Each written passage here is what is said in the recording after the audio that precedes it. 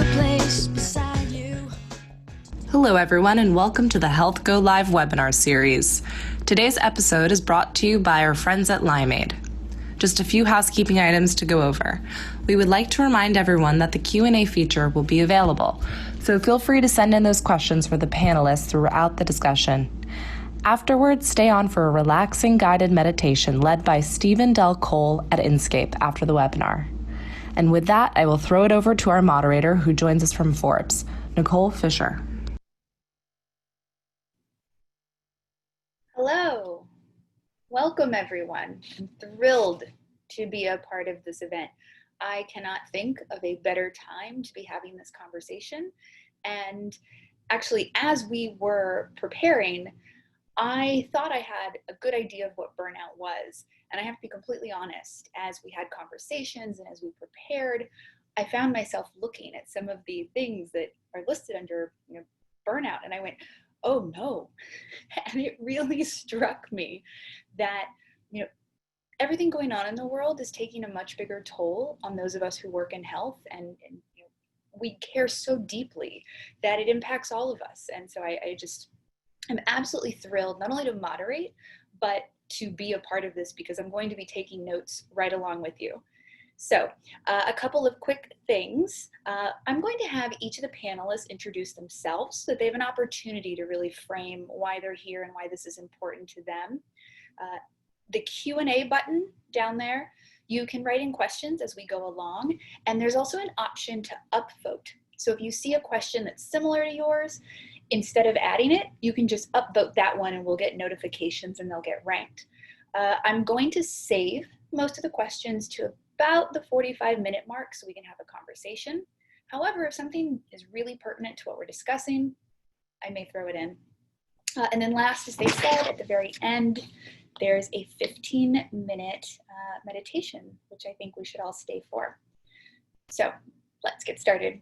I'm going to have each of you, and Henry, I'll start with you. Could you tell us just a little bit about you and why this is so important for you to be here today? Yeah, first of all, thanks for having me. I think I started the company Limeade after burning out. I was in a high-tech job where I was driven and climbing the corporate ladder and really all in for a long time. And then I started to notice I was getting a rash on my face. I was arguing with my wife too much. I was staring in the mirror and not recognizing the person staring back. And that's just not me. I tend to be a pretty upbeat person. I didn't recognize myself. So I started Limeade out of that experience, seeing that connection between physical, emotional, financial, social, and kind of work life all blended together. It wasn't until probably 10 years later when I really got into the research of Christine Masloch at Stanford and others that I realized that burnout is what happened to me. Burnout is this really interesting kind of intersection. You use the phrase, Nicole, of caring deeply. You care deeply about something for a long time. You have increasing stress and you can't deal with it. And that's what I dealt with. And you become kind of depleted and cynical and you get a rash on your face. So I'm personally super passionate about this, but I'd also like to say, just for all the caregivers and people who are working in health systems and everybody else out there, the real gratitude goes to you in COVID-19 era. You're on the front lines. You're doing the important work. I just hope that this is a fun distraction, but also that you can pick up some tips about how to deal with burnout and that are helpful. So. Perfect, thank you. Yeah, we're gonna have a lot of solution-oriented things to talk about today. Jennifer, please introduce yourself. Hi everyone, I'm Jennifer Joe. Really honored to be here and be part of this conversation and having this discussion about burnout. I'm a practicing physician in the emergency room and urgent care, located in 3 hospitals here around Boston. I'm also in digital health space and help companies around their community engagement. So very passionate about burnout. And I think my background story is when I was in my training, and I went through a lot of training. I did 4 years of medical school, 3 years of internal medicine, and then 2 years of nephrology training. And maybe Chris, maybe you had this experience, but I think we go through it and we're committed to healthcare. We love taking care of patients. We love feeling like we're really contributing, and that relationship, that it's a very tight, intense relationship, that's what we're passionate about. And there's a lot of barriers to that, and to clinicians being as present as they can to deliver the best care that they can. And I was hoping that the healthcare system that I was seeing wasn't the healthcare system that I was seeing. There's so many barriers. And I exited thinking, this is not the healthcare that I want to be delivering patients. How can I be part of a bigger movement to improve how we deliver care, and also the experience for the clinicians, so the physicians, the nurses, and being more of a family and being able to consistently deliver good care. Because as the system was, I felt like it wasn't delivering the ideal care. And also I was personally burned out, meaning I just could not go through that much intensity day in and day out consistently. So how could the system change to make it more sustainable for people who love it, the clinicians, the physicians, the nurses, the physician assistants, everyone who loves to be there? How can they be present and there to their fullest? So very passionate about this conversation. And Chris. Unmute, Chris. Chris. You're on mute. Hi, everyone. Sorry about that. Done a million of these, and I know we still managed to mess it up a bit. So that certainly breaks the ice. So I'm Chris Dennis. I'm a psychiatrist. I am the Chief Behavioral Health Officer at Landmark Health. I'm also a practicing psychiatrist as well, primarily through telehealth. And being the only psychiatrist on this panel, obviously it falls to me to look at what are the ramifications on the behavioral health and on the mental health side of burnout.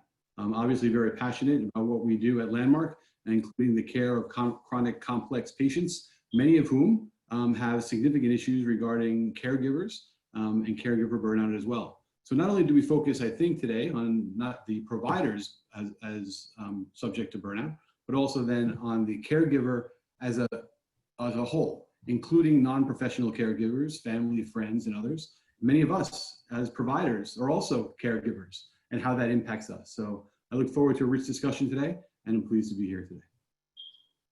Thank you. And I think what you just said, Chris, is so important, because it's, at this point in time, we're all working from home, we're caring for our families. I mean, we're doing so many things that people may not think of as a traditional provider type caregiver, but that doesn't mean that you're not a very active caregiver.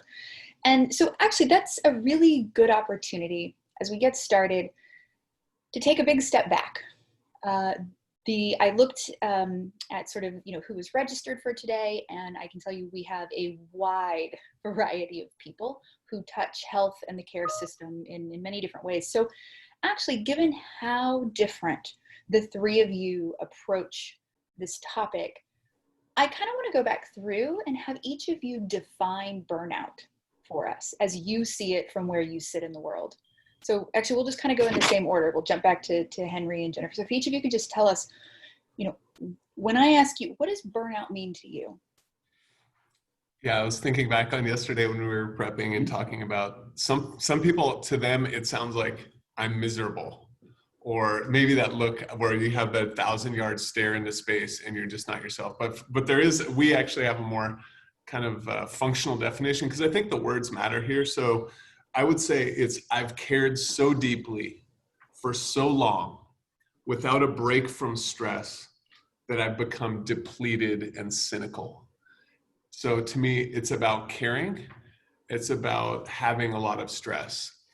Sometimes in the workplace environment, we actually say you have to be on fire to burn out, or that burnout is actually a tax on your best employees. It's a virus that infects your best employees, because not only do you have to be really engaged in your work, as caregivers are, otherwise why would you get into the field in the first place? But that engagement actually kind of, when it goes away, you're kind of losing your most engaged people. So anyway, it's caring for a long time without a break from stress and becoming depleted and cynical.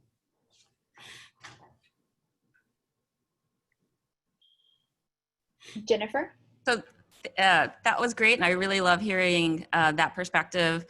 And bringing up the concept of burnout and what it means. And the WHO has a definition, and I don't know if it's we could get into kind of the more medical definition, but the World Health Organization, the WHO, I think what was really interesting for me after talking with the other panelists yesterday and then today is that burnout from the WHO classification is supposed to be a syndrome conceptualized as resulting from chronic workplace stress that has not been successfully managed.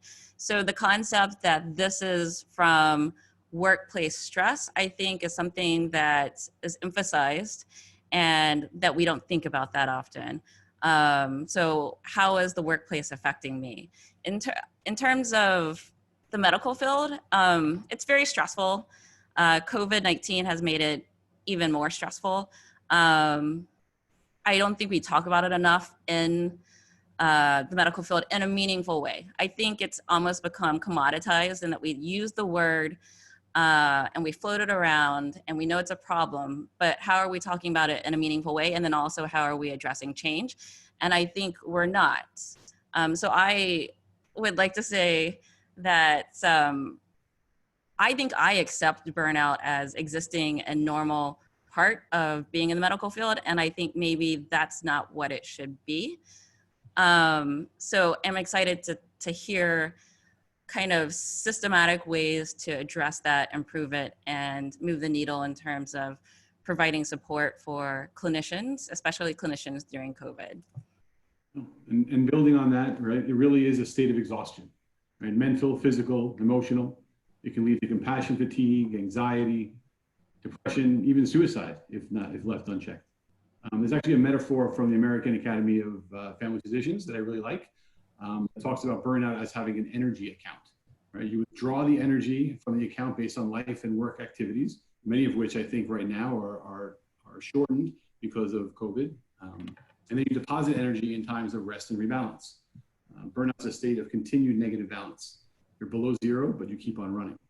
And interestingly, even yesterday, I got a notification that even psychiatrists are not immune, not only to taking off mute, but to burnout.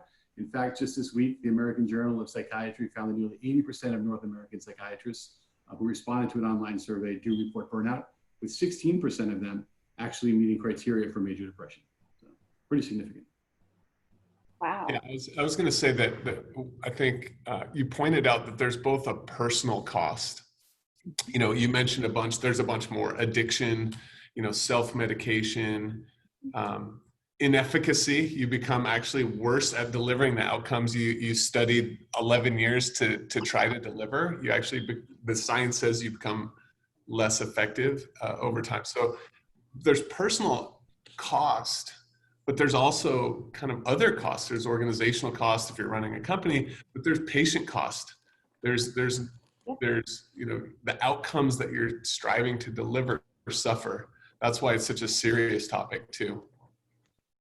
And that's really important. So you're actually headed right in the direction I wanted to go next, which was looking at those costs. But I do want to just pause. And Jennifer, as you said, workplace stress, something that really struck me about that phrase is so many of us now, work is home and home is work. And where, it sounds like when I hear that definition, I think of, yes, dread going to that place every day, working with those people, and home can be sort of a respite. And that doesn't exist anymore for a lot of individuals. And, I would add for those, who are caring for individuals, those who work in public health, it's always there. Everything you touch, see, hear, it's all health to us. And so it's really hard to differentiate. So I just thought it was really interesting. You said workplace. I was like, what's that? It's my living room. It's my bedroom. It's everywhere. But, getting to what Henry just said, I would like to talk just a little bit about the financial impact, because he made a great point that it's often viewed as a personal problem, but it's also an organizational problem, and it's a financial problem. In fact, workplace stress, I've read, is estimated to add expenditures anywhere between $125 and $190 billion per year to our health system. And then there's all the added costs on family members who are now having to care for their loved ones in different ways. So I'd like to just talk a little bit about, framing that to where it's not just how do you feel.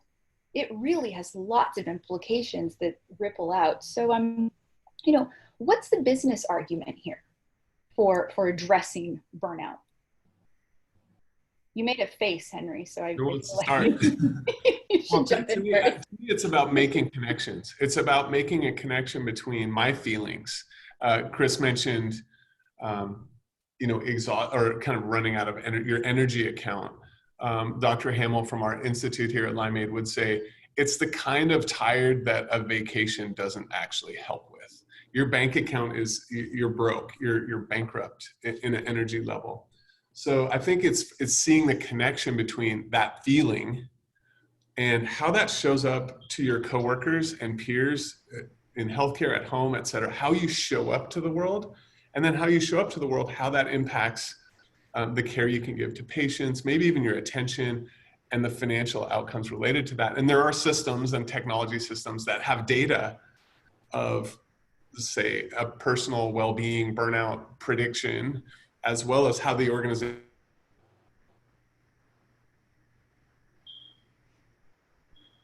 I'll just pick up. I lost Henry.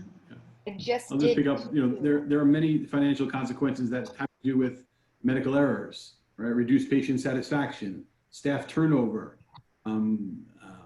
crashes, alcohol and substance use disorders, and the management of all these as an employer, and not only then the impact it has on patients. The financial consequences, even the Annals of Internal Medicine on a very conservative basis, estimated around $4.6 billion a year, primarily because of the turnover and reduced clinical hours. And I know that Jennifer was talking about that yesterday, kind of the hours and how that manages and how it impacts. Yeah, definitely. I think there's clear data that even before COVID, burnout is at an all-time high for physicians. And that physicians are turning over their jobs now more than ever. So previously, it was very normal for a physician to have the same job 10, 20, 30, their entire lifetime. Like my dad just retired, and he'd had that job for, I think, since when I was born, so 40 years. Where it's very normal now for a physician or a nurse or everyone in the hospital to turn over pretty quickly. So maybe every 2 to 5 years.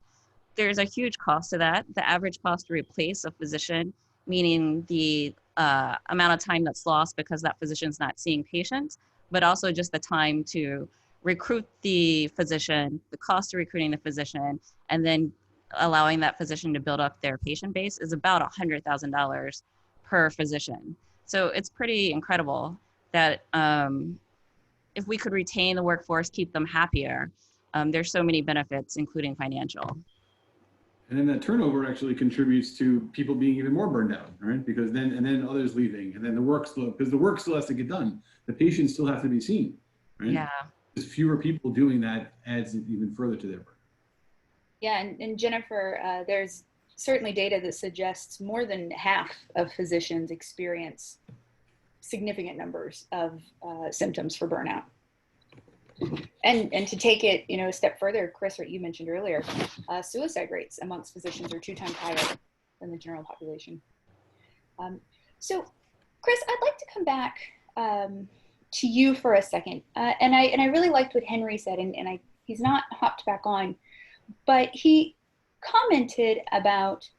I used the word passion earlier. He said you have fire. People have fire. You've got to have a big fire to really burn out. And so sitting where you do, overseeing a lot of psychiatrists and being one yourself, can you provide us with some more examples, some more grounded examples of what burnout looks like amongst caregivers? Sure. And one of the primary reasons is healthcare workers, and I would argue landmarks population of clinicians particularly, really very hard driving, right? They're uber responsible, ambitious, driven, right? And this often leads to struggles with boundaries, right? Do you become too close to the patients that you're taking care of, right? And now with COVID, right, there is a even greater sense of responsibility, right? We moved to a telehealth model to make sure that we were seeing our patients early in the pandemic.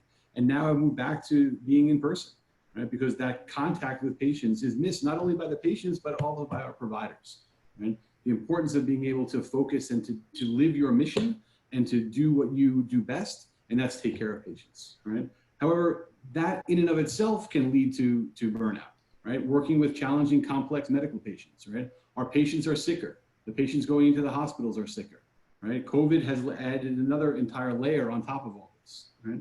Recovering from the trauma of a patient death, right? That also leads to potentially to burnout. And we're even seeing that more, unfortunately, now. And then balancing work and other life activities. Going back to the metaphor of the needing to refill the bucket, you know, it really is a challenge if you're not able to leave the house. If you're overwhelmed with all the caregiving responsibilities and now schooling and ironing and everything else that you have to do, it becomes a great challenge. So you know, the way medicine is being practiced with margins being very important, and even the idea, you know, margins, no margin, no mission, still allows for very tight requirements for staffing. And you know, when people get burned out, it has that downstream consequence. Thank you. By the way, I'm back on the phone. So thanks, Nicole, Chris, and Jennifer. Sometimes computers just die on you, but I will be dialing back in, but I'm picking up right here. Thanks. Perfect. Thank you.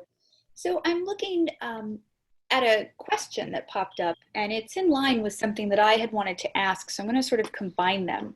And so building upon what we were just talking about.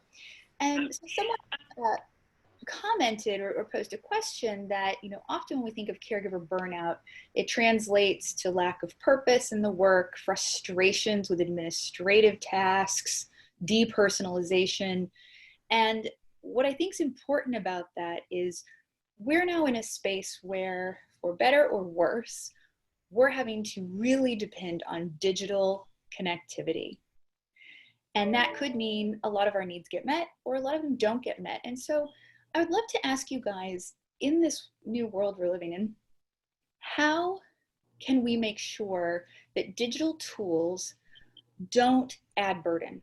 They don't keep us further apart. They don't add hours to someone's workload. How do we ensure that digital tools are actually effective, they help us, and they connect us?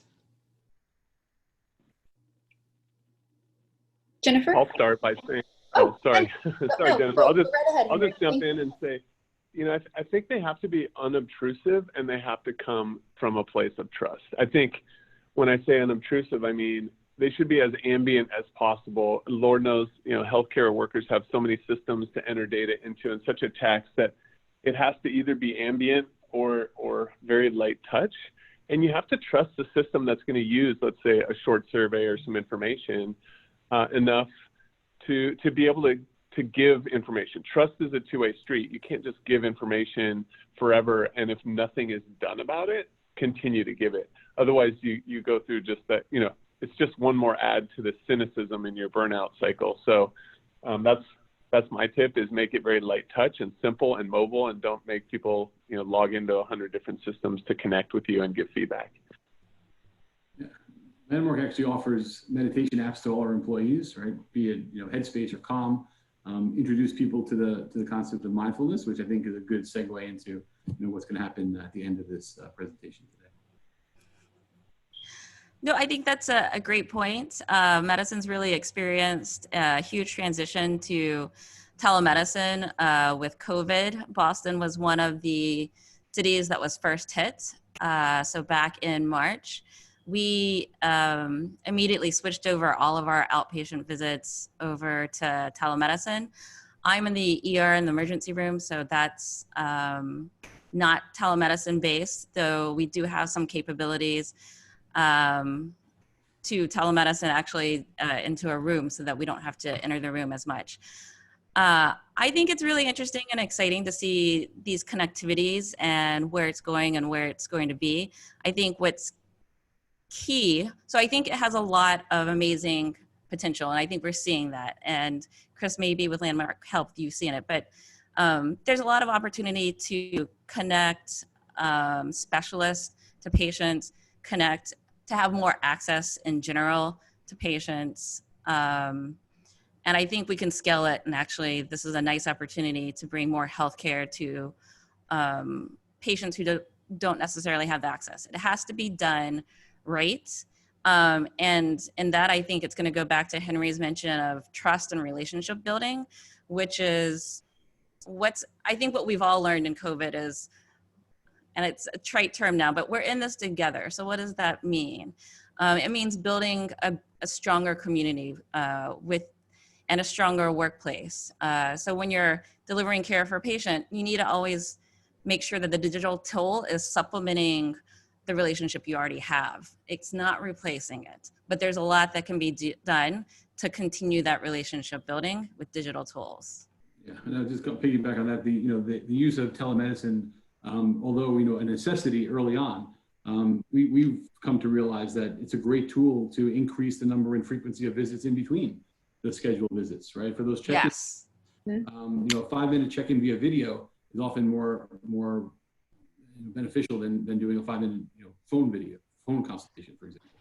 So making sure that we're able to do that and utilize those tools, beyond just the necessity, but also then to improve access and availability. Yeah, the other day I walked in and my wife was home, and I thought she had a physician's appointment, and she's like, "I'm so happy I got an hour back into my day, and I just had to flash my doctor in the kitchen. I hope the neighbors didn't notice," but it's, to me, it's actually super helpful to have these tools, and there's no substitute for in-person, but right now I think we're realizing that technology is part of the future. So I think sometimes in the hardest times is when the coolest innovations come as well. So I really appreciate that. And some of the words that were used really stuck with me, and I trust more than anything. But a lot of those words used, communication, trust, those ultimately are speaking to culture. And, something that we all come from very different spaces, and everyone in the audience does as well. But, there are some opportunities in which you have a lot of agency over yourself and what you do during the day and your organization. And in other positions, you really don't. You don't have any agency at all. And so, Jennifer, I want to come back to you for that. So how do you think about those cultural issues, what you can control versus what you can't, and manage support that way? Yeah, so I brought this up in the context of, at least for physicians or clinicians, we talk about burnout because it's such a big issue. It costs money. It's can lead to terrible downstream things that we've touched on, which is less ability to relate to patients. In worst case scenarios, it can bring clinicians out of the workforce because of drug and alcohol problems. But a lot of the problem solving has made it feel very, it's my problem and I have to deal with it. Go meditate some for 10 minutes, or maybe you should do more yoga. And I just definitely, I think you should have agency and own what's going on, take control of your life. But I also think we should think about it as a system, an environment, and a culture in general, of where we are as Americans, how we value our employees, and what kind of businesses we want to run. And I reflect on this in terms of how can you retain employees and have them deliver good care, but how can we create systemic programs that enhance trust and make employees feel like they're cared for, or give employees a safe space. Right now during COVID, it's an extreme, intense situation. And I think we've seen some of, one horror story that hit the news was the ER doctor who committed suicide. And that's not going to be an isolated event. COVID's not going away. We're all under immense stress. So how do we prevent that? How do we create safe spaces, but also systems and protections for employees? I think one of the biggest myths is that you can solve it yourself, and that you're the primary driver in avoiding burnout. As a provider of tools that include well-being and engagement and inclusion, we believe at Limeade that you can absolutely change your mindset. You can change how you frame problems. You can grow, you can be mindful, and you can take care of yourself physically, emotionally, and all that. That said, it's actually the organization that controls more than half of the equation. So Nicole, if you're cool with this, I thought of a crazy idea to play a game with 10 fingers. I have 10 causes, scientific causes of burnout. And I want our players at home to use your fingers, and we can't see you, to count which of these apply to you. Do I have permission to do this, Nicole? Of course you have permission. I mean, I like how you did that though. You've It's already told us what we're going to do and then asked if you It's a curveball. permission. No, I love it. And I'm actually, at the very beginning, I was very vulnerable and I said, I didn't realize I'm going down that path myself, working in global health. I'm going to play, and I'm really scared to see the result. Okay, there's 10 causes. Think of these as causes of burnout. Overload, job pressure, role ambiguity, Oh, Wow. role conflict, lack of manager support, lack of feedback, no participation in decision making, lack of fairness and equity, values disconnect, and a broken psychological contract. I know that, whether it's what's going on in society today with Black Lives Matter, you can see is there a lack of fairness and equity? You might not have thought of that as relating to your burnout, but if you show up at work and you're treated differently or don't have the same opportunities, that's one of 10 things that could be checked. And my guess is, I'd love to maybe see some of the comments in the Q&A on what your number was, 1 through 10. I would also like to see those numbers. Something you said that I think is really important. Well, obviously we were all going, oh, wow. There are some comments actually that I've been sort of reading along with this, I think they get to a couple mention like lack of consistent communication between local and federal governments. And so as you describe the lack of, defined roles and that to me, those sort of go hand in hand in that people have heard conflicting information. Their families are giving them conflicting information, and those things, I mean, they compound on one another. And when you don't have answers, you don't have easy solutions, it just makes everything harder. So, okay. So you've told us a little bit about how to spot it. And I think some of those were shocking to us. And there's also a request for us to send those out afterwards so people can revisit those. And we've talked a little, very little about digital tools being helpful, but, I think something that's come out of this is it can't just be a vacation. That won't just solve it. You can't just positive think your way out of it. And so what can we be looking to employers, whether we're a very small business, whether we're a large hospital system, whether we're even a government, local government, what are actionable things that business and company and government leaders can be doing to either improve people's morale and or steps to prevent burnout? Let me tell you, you can't address it unless you identify that it's occurring. Right. So the first step is to really create a safe space that's going to allow for people to be able to express their concerns, to express their needs, and to identify those 10 or more areas that often lead to burnout. And without the identification and the self-assessment of whether or not those things are occurring, it's very difficult to have an action plan on how to address it if you're not even sure about what's going on. So speaking of, and I'm sorry to interrupt because I want to hear from the rest of you, there are a couple people in the comments who actually asked if you would run through those 10 again. And so we can hear them one more time as we think about what you and Jennifer have to say. Thank you, Henry. I will, and I will say we have a document that lists all the causes, effects, and what to do about it. So we can share that afterwards through the webinar resources, or henry@limeade.com is fine. So overload, pressure, role ambiguity, role conflict, no participation in decision making, lack of fairness and equity, values disconnect, and broken psychological contract. And those are kind of, many of them are organizational. Obviously you have your own wherewithal and how you manage and reframe issues, but these are kind of more focused on how you are experiencing work. So then, while we're here, go ahead. And so the question I had posed was, at an organization level or management role, leadership role, what can you be doing to either prevent and or assist those who are feeling burnt out? Yeah, I'm glad an actual physician, Jennifer, gets the last word, so I'll try to be quick. Thank you. I planned that.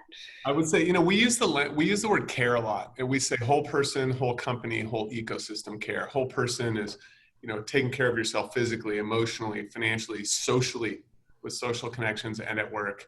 Whole company is, I'll get to those tips in a second. And whole ecosystem is just connect people to the resources you have. Actually, a lot of healthcare organizations have terrific benefits, counseling, people like, Dr. Dennis, who are there. And you have insurance to help you get the psychological counseling you help for whatever issue you need. So I would say take care of your whole person, leverage the whole company, and use the whole ecosystem.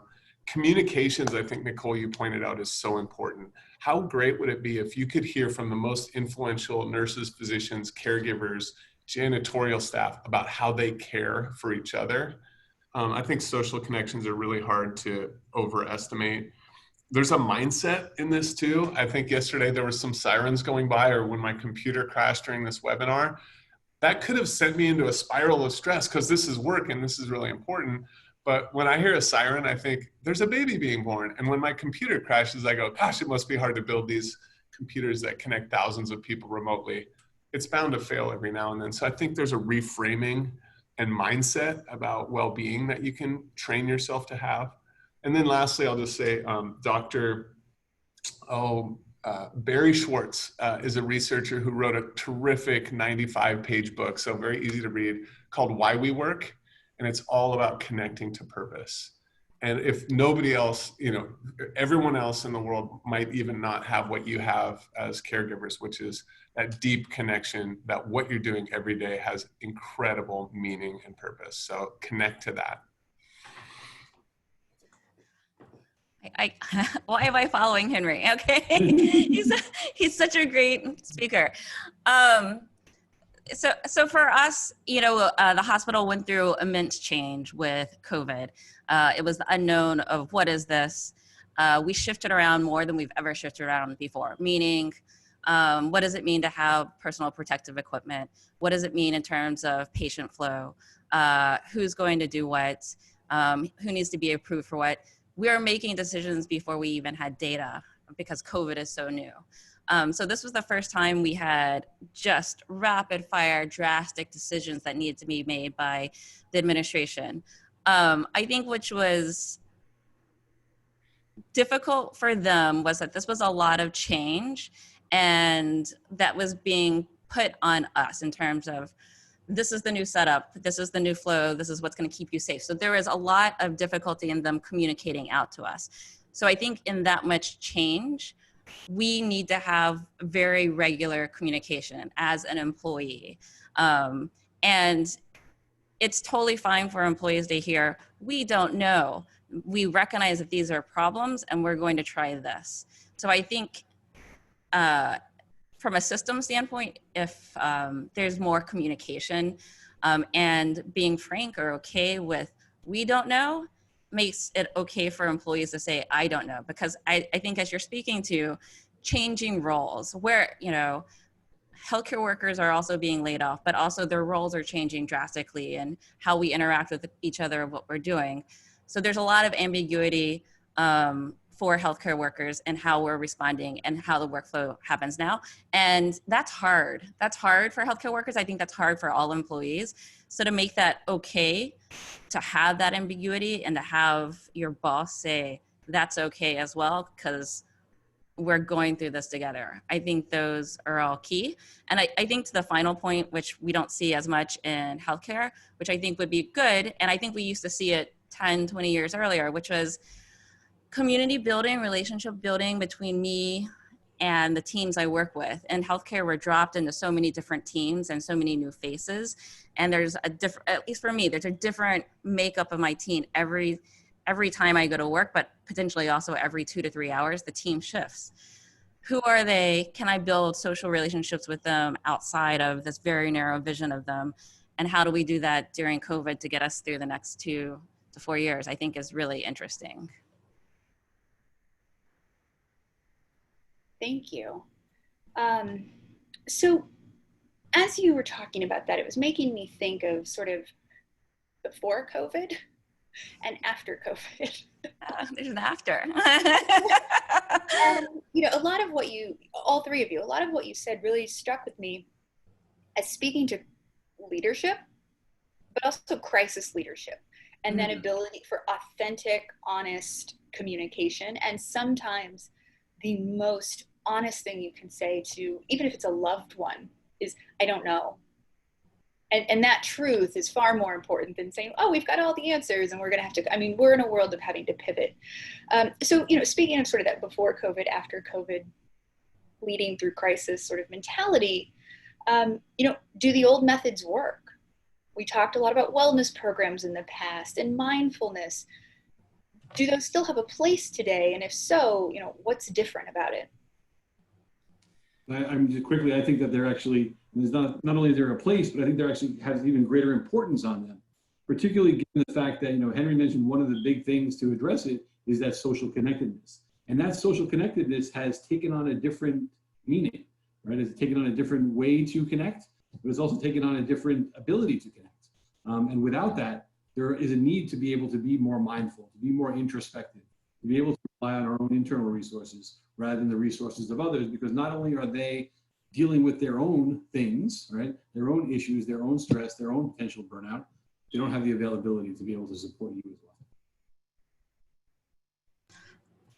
I'm just fascinated in how, and two things. One, I didn't actually think I was that social, but after this experience, I realize or truly respect how much humans need physical contact and some semblance of relationship building.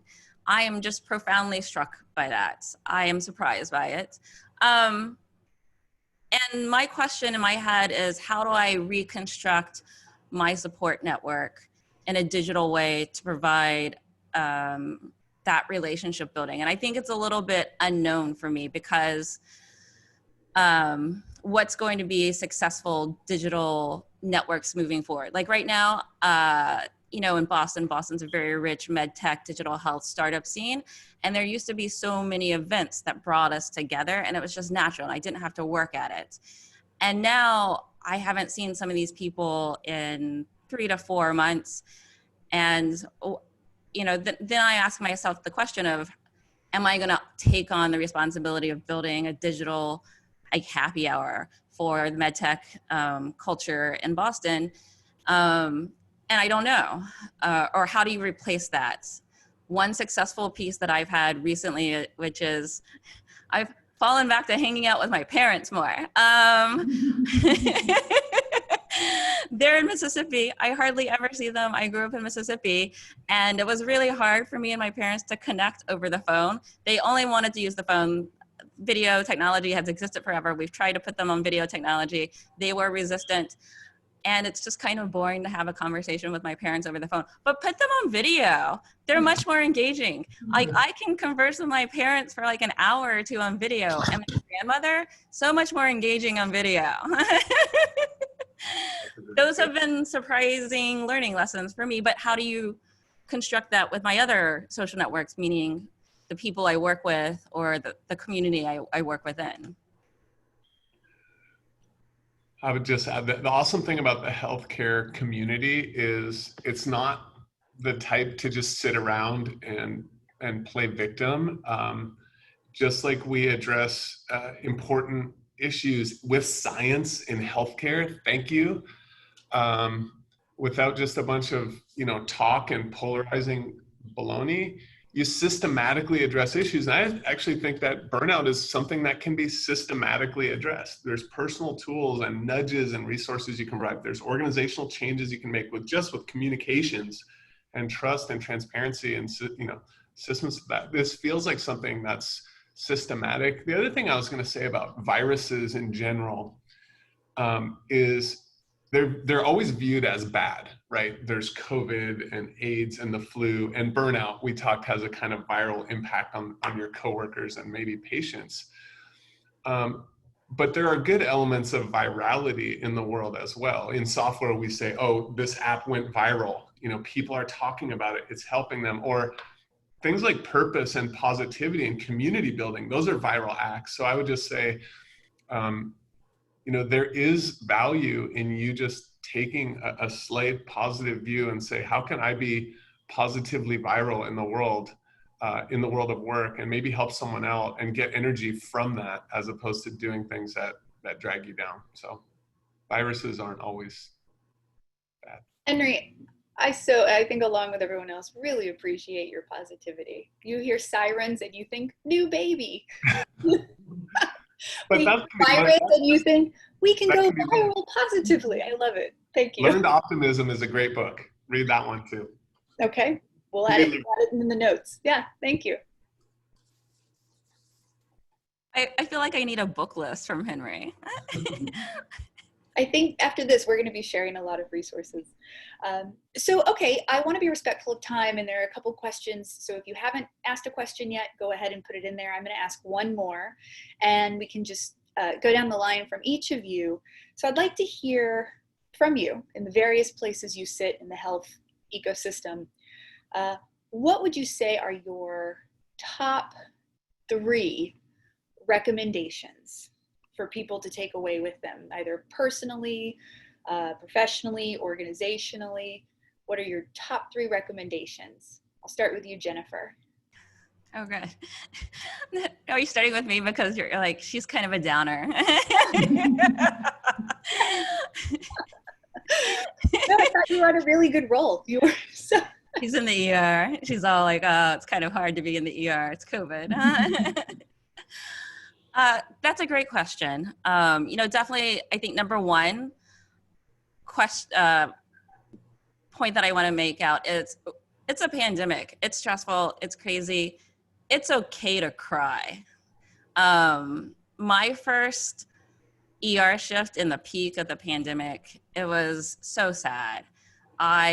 And you'll talk to doctors, we see death a fair amount. And definitely in the beginning of my career, death was hard. And coming to terms with that was hard.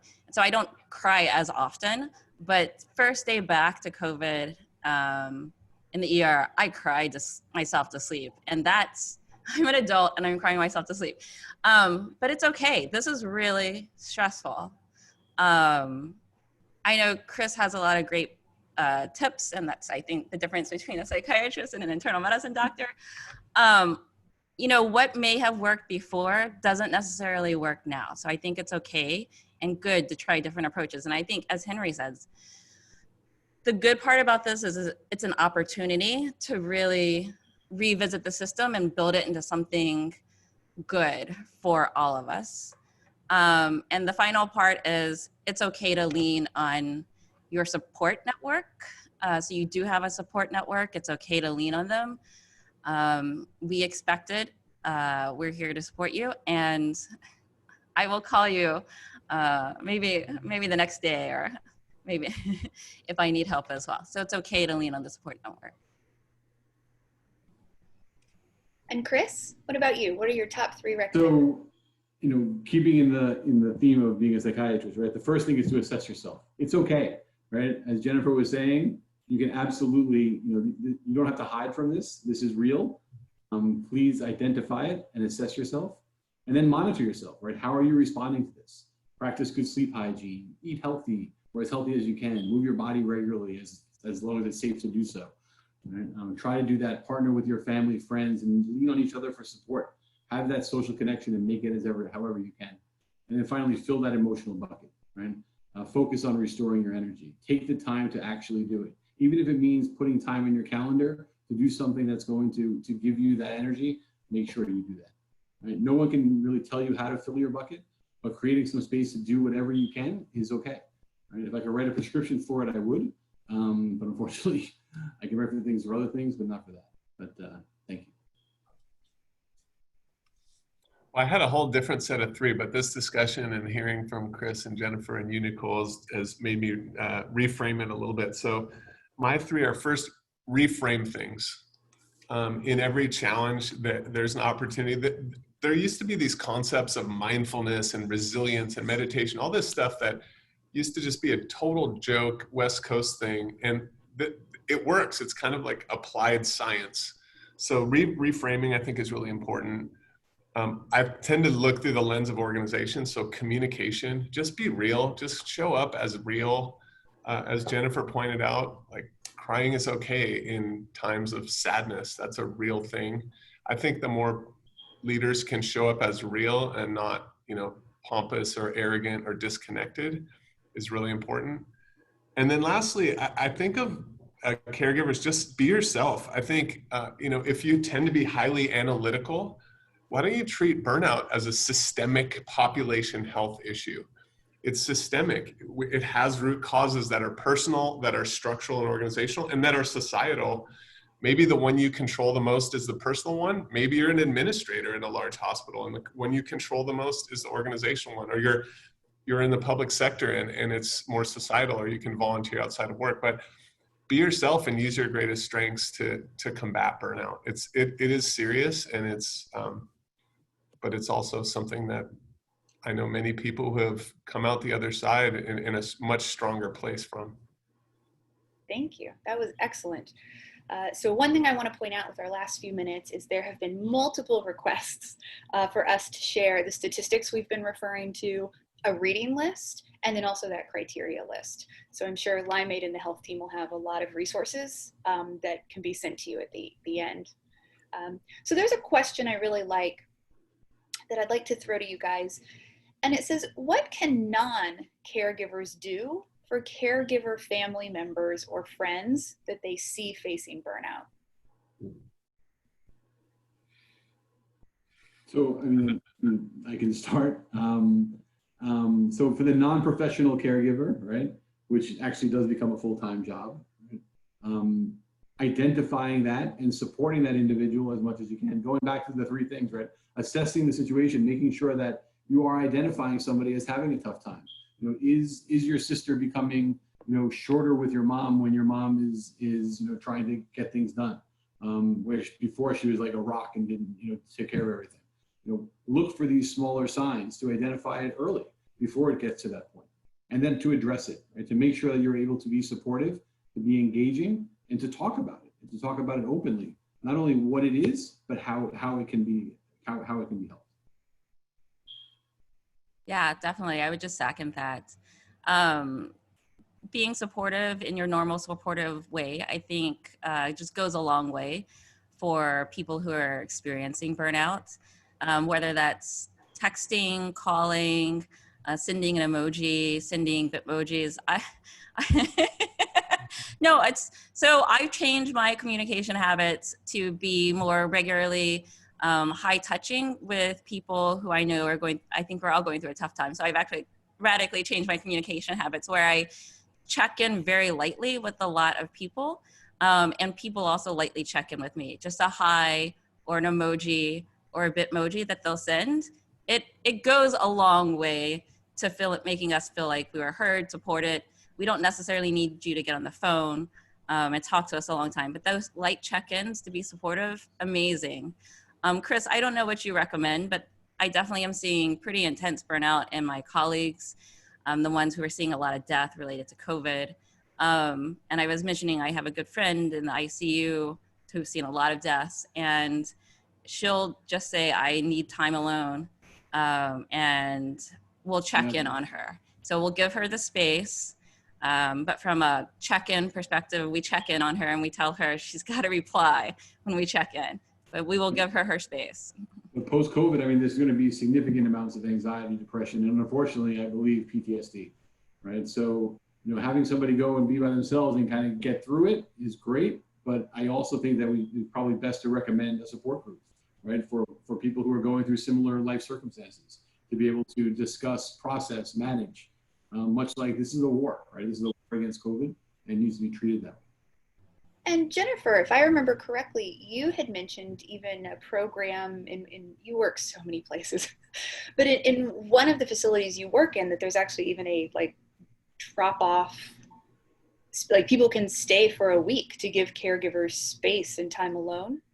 Sure. So that's a program specifically for the wives of husbands or husbands of wives. So a primary caregiver to a patient who's very sick. It's a lot to take care of patients who have a lot going on, lots of medicines, lots of conditions, and now is a more overwhelming time than ever. But for caregivers of patients, some hospitals have programs where you can drop the patient off so that you as a caregiver can get a break to recharge. And so Henry, I want to come to you. This may be the last question, looking at time. It's a similar question, but different because it comes from the organizational perspective and not a family or loved one. And it says, our staff are very quiet and reserved. And so when, as a leader, you have, or even as a colleague, you have, peers that tend to be quiet or more reserved, how can you better communicate with them? What can you be doing to get through to them, particularly in the tough places that are dealing with a lot of COVID cases? Yeah, I don't know if I have the answer. I mean, if I've learned anything in the last year, sometimes it's just good to shut up and listen and have gratitude for what you have. But I think that listening, especially, I see a lot of parallels with kind of diversity and inclusion efforts at companies. Is you have to be an active listener. You can't just assume that someone not saying something is fine and has every opportunity. I think burnout is like that too, where you have to maybe actively listen a little bit better to truly understand what's going on, and it's not about selling software. That's not why we're here, but like there are ways to listen that are active. There are ways to be grateful for people, to show appreciation and say, I see you as a person and what you just did for that patient, that make a huge impact. So I think being heard and being seen is an important first step to being understood. And you can, if you don't hear and see and understand views, it's very hard to take action. I also think of this whole pandemic issue as kind of like a really low tide. And at low tide, you see all the rocks and barnacles and squishy stuff at the bottom.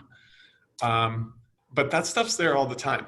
And so whether maybe there's a vaccine tomorrow and PTSD will diminish over time, but issues of emotional health and physical health and also burnout, they will not go away, but they can be systematically addressed.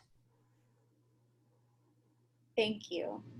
Well, I want to personally thank all three of you. I think the way you triangulated different perspectives was remarkable, to be honest. And I took notes as I went along, just like I said I would. And so, I want to go ahead and pass it over to the health team. And for everyone who's here, do not forget that for the next 15 minutes, there's going to be a guided meditation. And then look for follow-up from the health team and from Limeade with some of those resources that we mentioned throughout the panel. Well, thank you to all of you. I appreciate you. Thanks, everyone. Based on the requests I saw over in the chat, it looks like people would very much like follow-ups to this. So we may go on a road show. Thanks, Nicole. Thanks, Nicole. Thanks, Chris. Thank you all. Thank you, everyone. Thank you, Nicole, and to all of our panelists. If you'd like to continue the conversation, please join us on Twitter. And now, Stephen Del Cole, who will lead us in a guided meditation. Hello, everyone. Thank you to our friends over at Health for having us today. So my name is Stephen.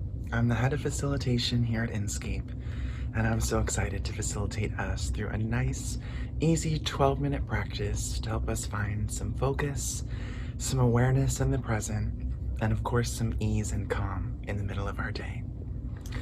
So the session we've chosen for you is a 12-minute focus practice called Clear and Ready.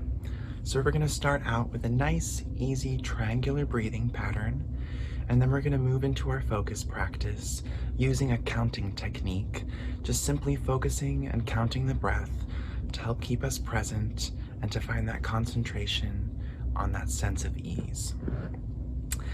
So go ahead, get yourself settled in any position that feels comfortable or right for you, and know that you can readjust yourself at any time throughout the session. And before we get started today, I'd love to just align us all on a communal intention. So I'll invite you to close your eyes, find your breath, open up your heart and your mind to set this intention not only for yourself, but for everyone that's here meditating with us today.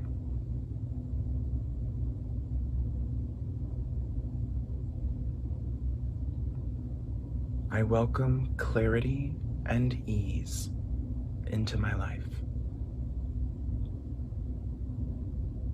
I welcome clarity and ease into my life.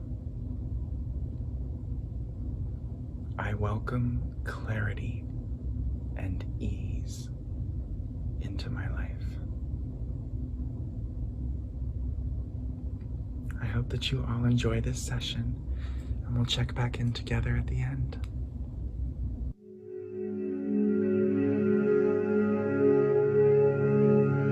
Take a few moments to get yourself comfortable, resting your hands where you like.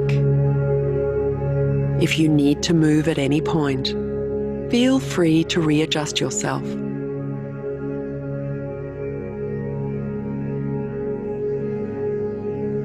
Take a deep breath in and breathe out slowly. Another deep inhale and exhale, letting go of any thoughts or feelings that are distracting you. If you haven't already, close your eyes and turn your attention inward.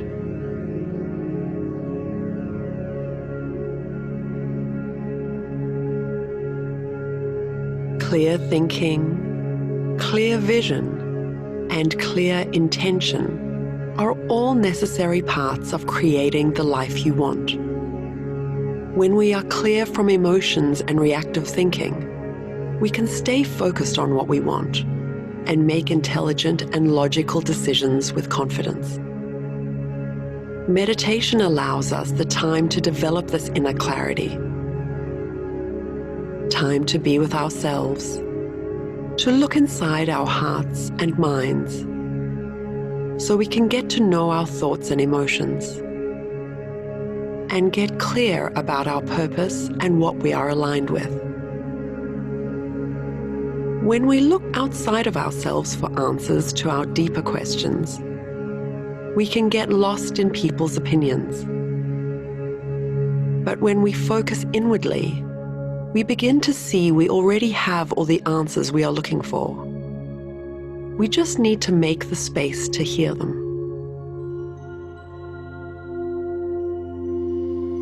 You'll use the next set of gentle exercises to settle your body and calm your mind. Sitting upright so your chest feels open and resting your hands comfortably on your legs. Slowly inhale through your nose for 5, 4, 3, 2, 1. Hold your breath in for 5, 4, 3, 2, 1. Slowly exhale through your lips as if blowing a kiss for 5, 4, 3, 2, 1.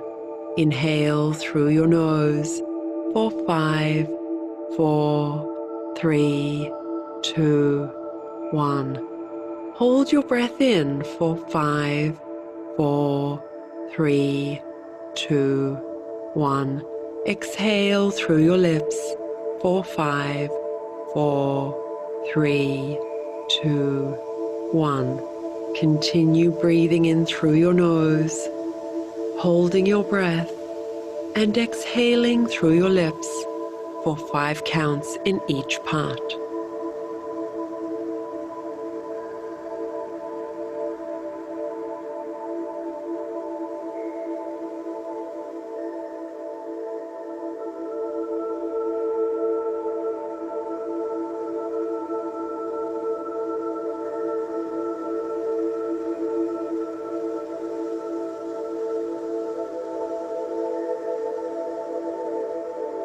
Now come back to natural breathing and relax.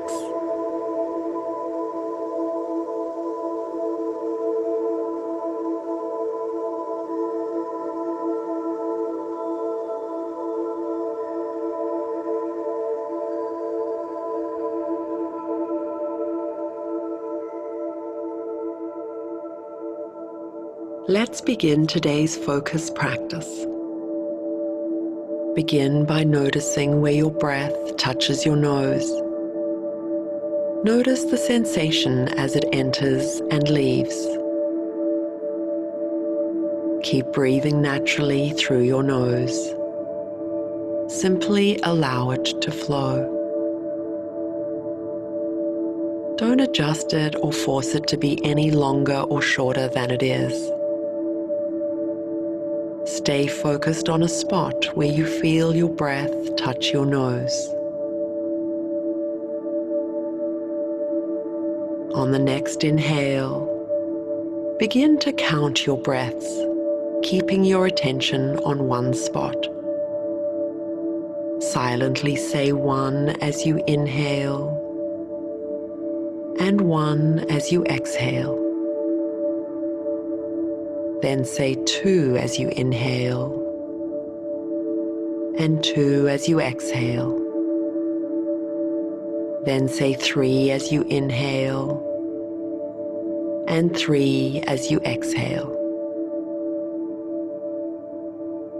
Continue counting your breaths until you reach 10, and then begin again from 1. Use the numbers as an anchor for your mind.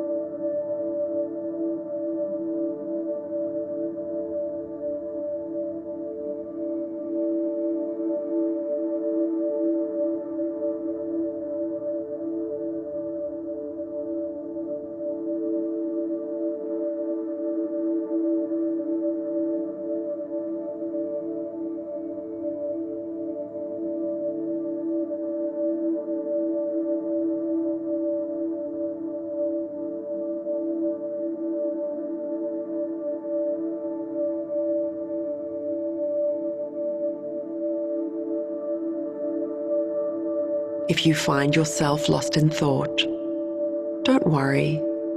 Come back to your practice beginning with 1.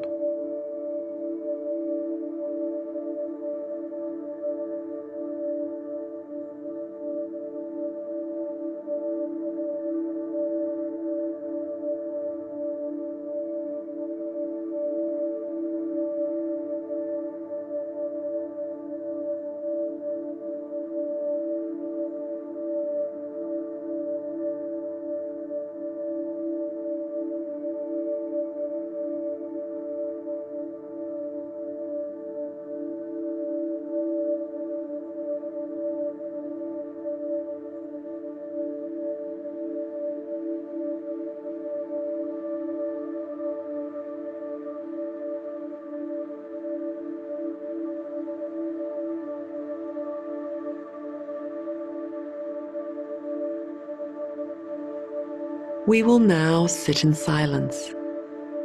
If you become distracted by any sounds or movements going on around you, keep your counting practice going and return to 1 each time you lose track. Gentle music will bring you back when it's time.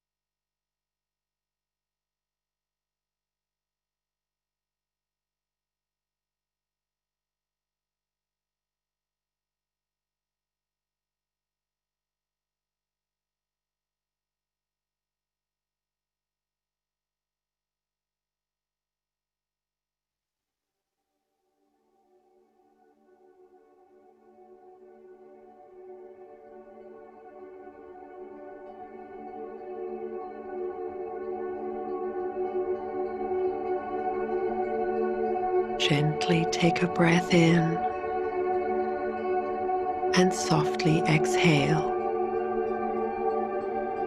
Bring your palms together in front of you, fingers pointing away, and begin to rub them together gently.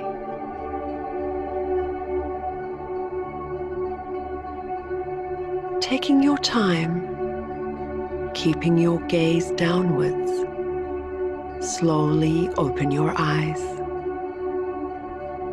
and continue to sit for another minute with your eyes softly open.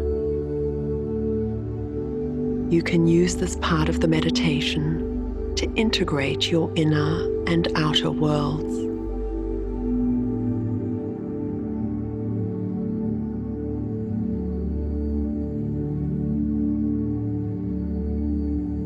Take a moment to acknowledge yourself and your practice.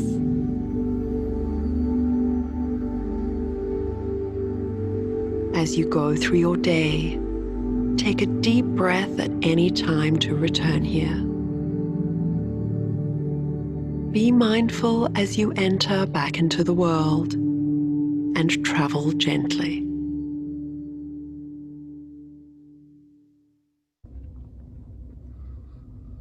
And let's seal out our practice today with one last communal breath in through the nose. Release it out gently through the mouth. Welcome back, everyone. I hope that you enjoyed this session, and I hope that it helped you to find some calm, some ease, and some awareness. Remember that you can take this practice with you at any time. You can always try to give yourself a nice, easy, triangular breath, or to focus on that breath, count the cycles to bring yourself back into the present moment. So thank you so much again to our friends over at Health for having us, and we'll pass it on back to you. Have a beautiful day, everyone. Thanks, everyone, and have a great rest of your day.